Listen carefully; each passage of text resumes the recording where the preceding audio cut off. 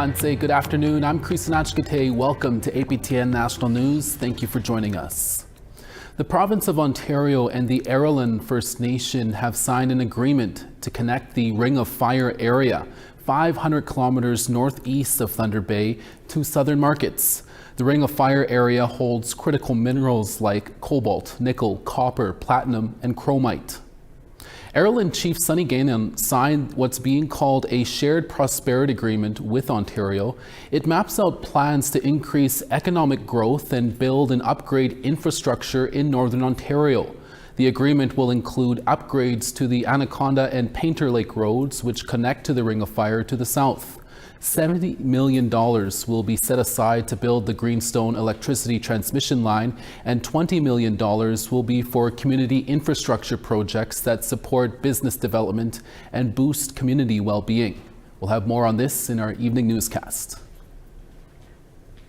Hereditary Chief Bill Wilson passed away over the weekend. His daughter, former Liberal Cabinet Minister Jody Wilson-Raybould, made the announcement saying her father's life was, quote, one of leadership and striving to make change. Wilson was born in Comox in 1944 and was the second ever Indigenous person to graduate from a law school in British Columbia. The cause of Wilson's death was not released. His leadership goes back as far as the late 1960s. Wilson was instrumental in the creation of the Native Council of Canada and the Union of BC Indian Chiefs. He played a major role in the tumultuous 1980s constitutional talks, clashing with then Prime Minister Pierre Elliott Trudeau a number of times at First Ministers' conferences that were supposed to define how treaty and Aboriginal rights would fit into Canada's new constitution.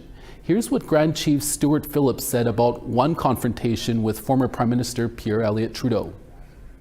Bill Wilson looked across the table at the Prime Minister and he said, Mr. Prime Minister, maybe the next time we meet, we'll do more than simply educate you. And Trudeau's face looked like somebody had slapped it. And, you know, everyone in that room, it was just packed with Indigenous leaders. You know, they were all laughing and smiling, and you could see them in the background. It's been more than 4 years since the death of Joyce Echaquan. Just before she died, the 37-year-old mother of 7 live-streamed the racism she experienced from nurses while seeking health care in a hospital in Joliet, Quebec. Lack of access to health care while at this hospital led to her death. Now, the Quebec government has not acknowledged the existence of systemic racism or upheld Joyce's principle. Joyce's principle aims to provide equal and discrimination-free access to all health and social services for all Indigenous people. The Joyce's Principle Office is doing what it can to make this happen by promoting Joyce's principle and carries out projects which uphold it.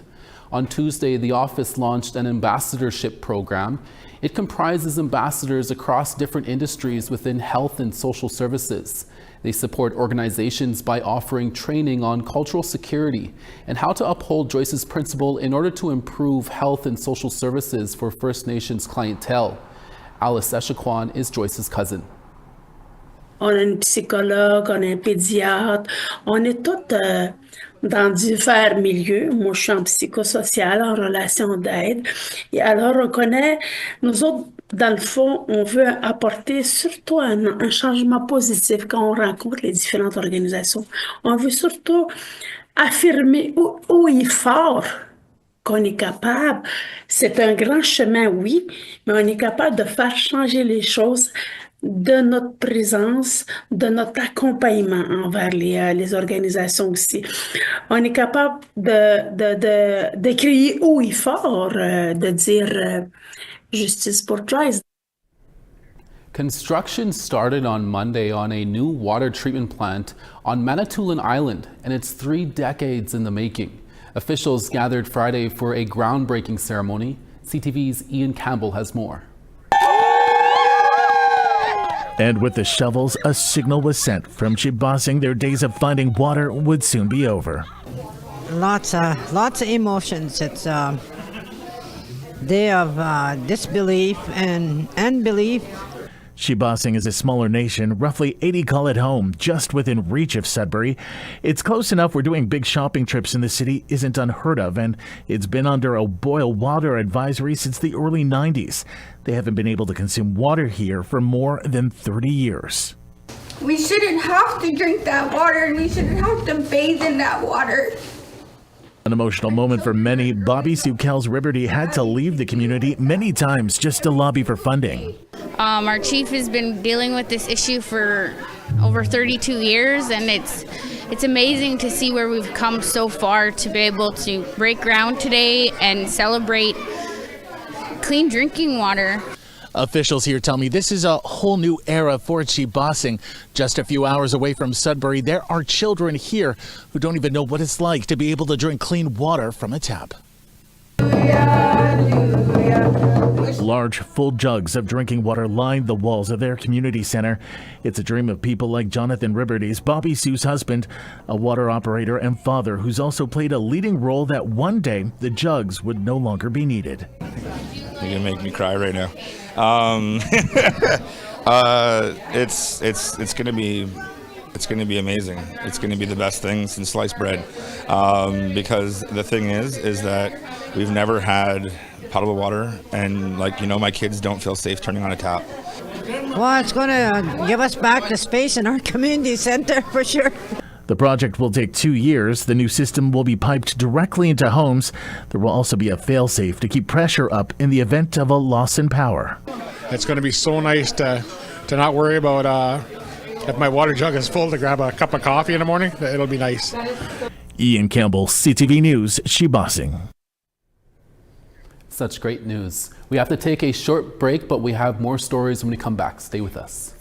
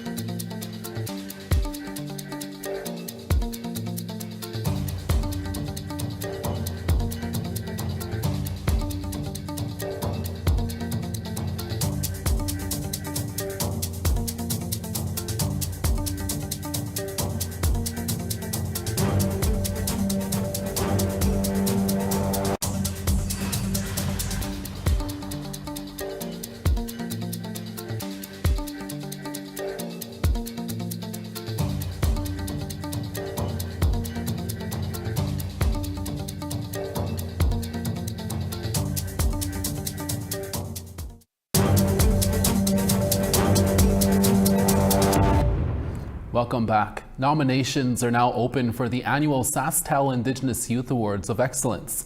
Indigenous youth in Saskatchewan can now be nominated in 5 categories to be recognized provincially for their achievements. APTN video journalist Rachel Mays spoke with those behind the awards ceremony. There's always those ones that get you kind of teared up, oh, that's so amazing. The 27th annual SaskTel Indigenous Youth Awards of Excellence are now accepting nominations for youth making a lasting impact in Saskatchewan. The awards recognize First Nations, Métis, and Inuit youth ages 14 to 18 in 5 categories: academic achievement, leadership, culture and community, sports and recreation, and arts and science. SaskTel Indigenous Engagement Manager Fawn Redwood emphasizes the importance of taking pride in nominees' accomplishments. It takes a little bit of work and also the ability to be able to talk about yourself. Be a little bit boastful, because that's going to help you stand out a little bit more in your application, to be highlighted, to say this is the work that I do in my community.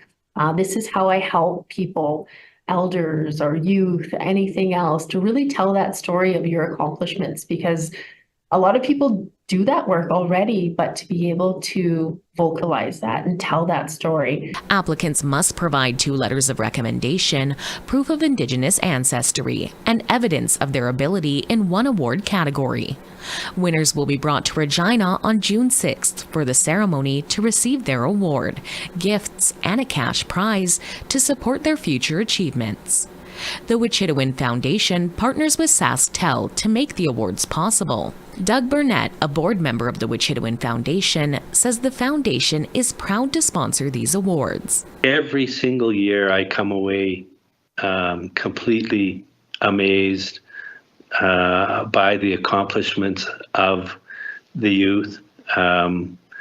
It is for us, it's very heartwarming to be able to do it, but it's the accomplishments of some of these youth is outstanding. Burnett says these awards showcase the diverse talent of Saskatchewan youth every year. I know it's the Indigenous Youth Awards, but really these youth, their accomplishments are outstanding, regardless of whether you were talking about Indigenous youth or anybody in the province, or quite frankly anybody anywhere in North America or the world.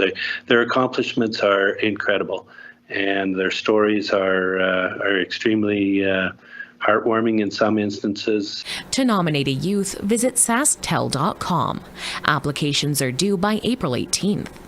Rachel May, APTN National News, Saskatoon. The art gallery in Grand Prairie in Northwest Alberta is hosting what's called the Faceless Doll project. People from all around the community created little dolls to honor those children who were lost at the former site of the Kamloops Residential School. APTN's Chris Stewart was also there and brings us this report. About 30 people were on hand last Thursday to make Faceless Dolls from scratch to be a part of the Faceless Doll project. A project started in 2021 after knowledge keeper Loretta Peranto English heard about the finding of 215 potential unmarked graves at the former Kamloops Indian Residential School in BC. When I heard that, I felt so sad, I was so sad, because I could almost feel that sadness of not having a chance to be heard, or to be alive or stay alive. As a child, she had been given dolls to play with that did not have a face. Years ago, when they'd make little dolls for Indigenous, we've gone through a lot of names, but Indigenous children, they wouldn't put a face on the doll.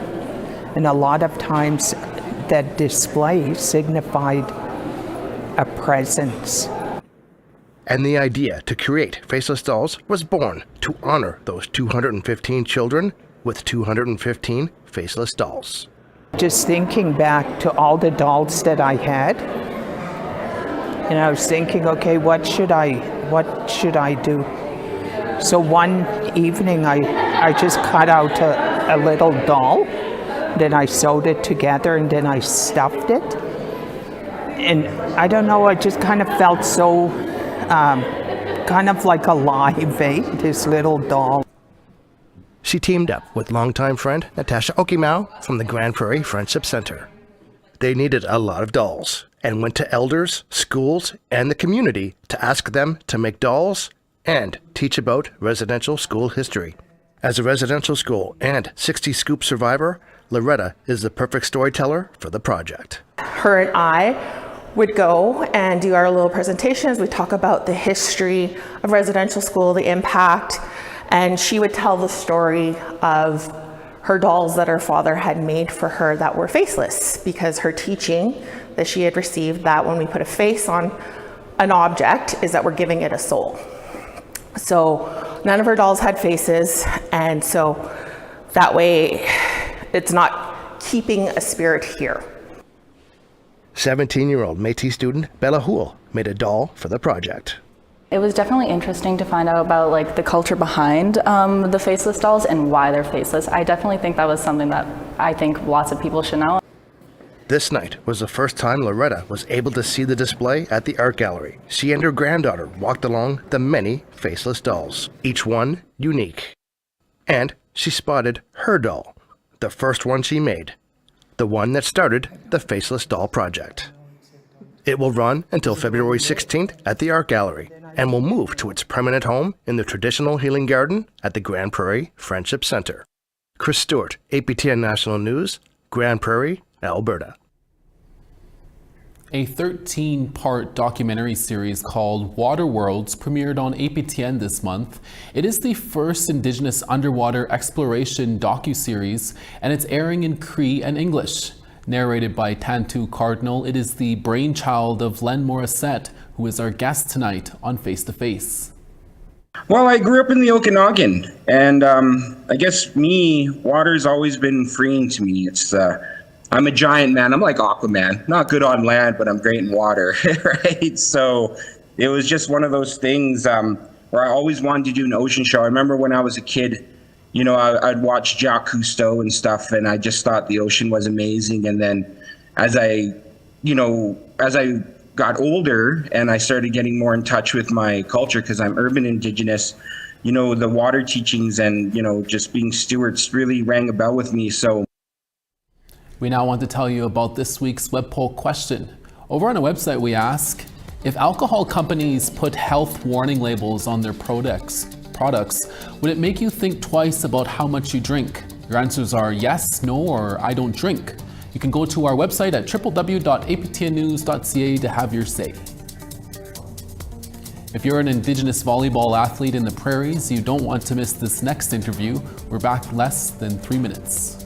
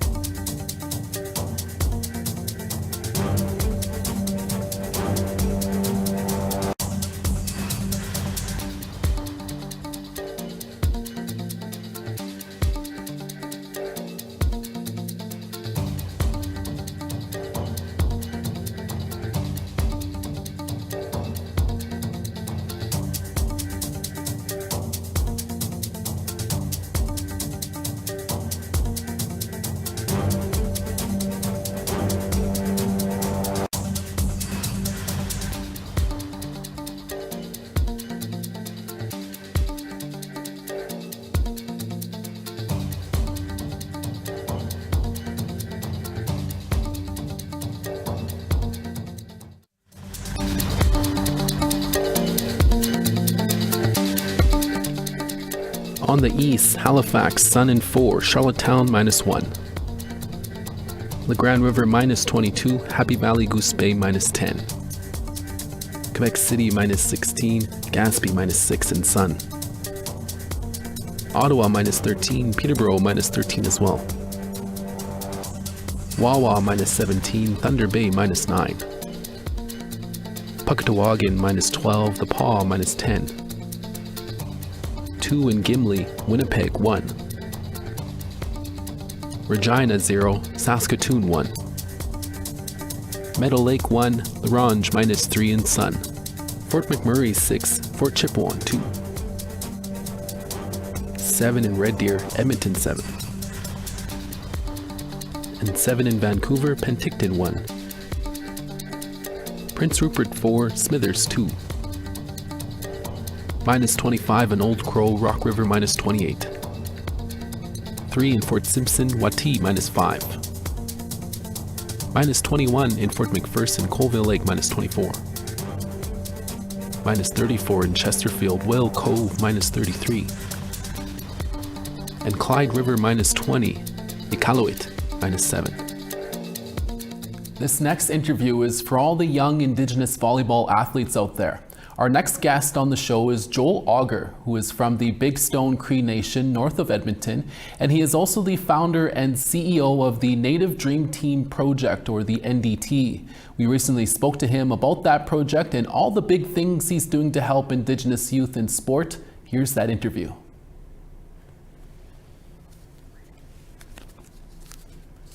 For almost a year, the NDT project, which is based in Alberta, has been offering world-class training from top Indigenous and non-Indigenous volleyball coaches from across Canada to help athletes ages 10 to 21 grow as volleyball players. The NDT has a volleyball camp coming up in February, and there's even an opportunity for a professional Indigenous men's team to travel to Europe to compete. We recently spoke to Joel from Edmonton. Here's that interview. Joel, thank you so much for speaking with us today. For those who don't know, can you tell us why you and your wife wanted to create the Native Dream Team Project and how long it has been around?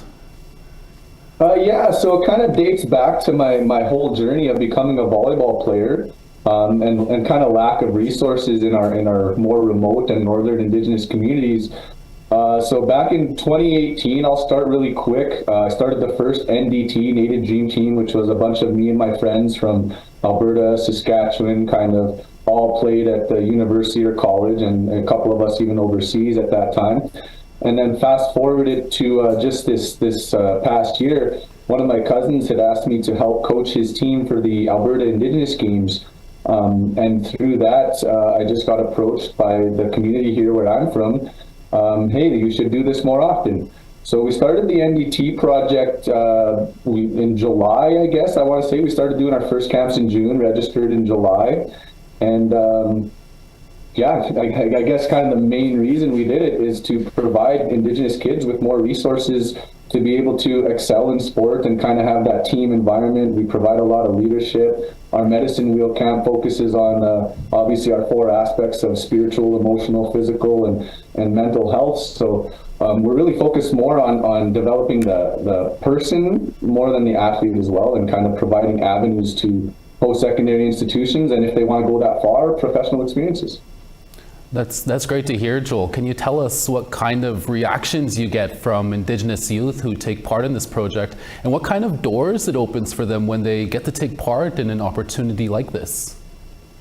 Yeah, so some of the reactions we've been getting, and this is not to kind of knock any other organization. I'm all for organizations helping kids play sports, but a lot of times kids who have attended other camps and then they attend ours, they find there's definitely a deeper connection and more relatability of having, res kids like themselves that grew up playing in the dirt and, all that kind of stuff, being able to coach them through relatable, hey, like, I know what you're going through on a day-to-day life. I'm not just here to coach you for an hour and then kind of leave.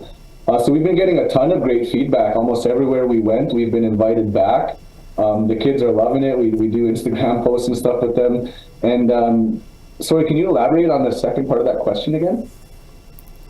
Yeah, and talk about how this opportunity has been so great for the youth. Yeah, super great. So as of right now, we've selected 3 teams of 14 athletes. We got a U17 women's, a U21 women's, and a U25 men's. We're taking all of them to Europe this summer. The women's will be competing in the Global Challenge in Pula, Croatia. And it's really cool because it's comprised of Indigenous athletes from East Coast to West Coast, North and North-South. It's pretty awesome. So those are some doors that have definitely been opened. And even just before we hopped on today, Creason, which is really cool, I was chatting with a guy who's kind of like an agent, and he asked me about some of our athletes, and they're interested down in the States. The NCAA is starting to express a little bit of potential interest in our athletes and kind of what our program has going on. That's so great to hear. And also, let's talk about really quickly here, the experts that you bring on board here. Talk about their expertise and what are their backgrounds in volleyball. Well, so far we've been kind of keeping it to mostly just people in my network. That, you know, my brother, some friends that have went to play college or university, went to play overseas, and have also coached youth in other areas. We've been collaborating with former Olympians. We haven't had a chance for them to come out yet, but they're definitely very interested in helping us. Guys that played with the men's national team and things like that. And I don't know, it just keeps growing and growing, Creason. Like, we meet new people like yourself every day that are just hearing about us, and we just keep going. Last question, Joel. Where can Indigenous youth ages 10 to 21 sign up and find out more information? Yeah, so we're on all social media. So we do most of our activity on Facebook and Instagram, which I'm also learning is not a lot of the youth use those platforms anymore. So I guess we're aging out a little bit, but we're also on Snapchat and TikTok. You can go to the nativedreamteam.com. And we're also actively seeking out, sponsors and stuff to kind of help us get to Europe. So you can find us at info@thenDTproject.com. You can email us there, and my contact information is also on our website. That's Joel Auger in Edmonton, the founder and CEO of the Native Dream Team Project. Joel, thank you so much for speaking with us. Thank you. That's your daytime newscast for this Tuesday, January 28th. Dennis Ward is back for your evening newscast in a few hours. Make sure to join us then. From all of us at APTN National News, hai hai miigwech masicho kwana. Thank you for watching. We'll see you again next day.